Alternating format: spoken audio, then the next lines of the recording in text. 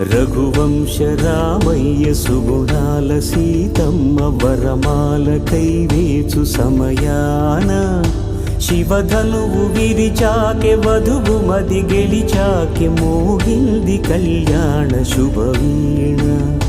కళ్యాణం వైభోగం శ్రీరామచంద్రుని కళ్యాణం.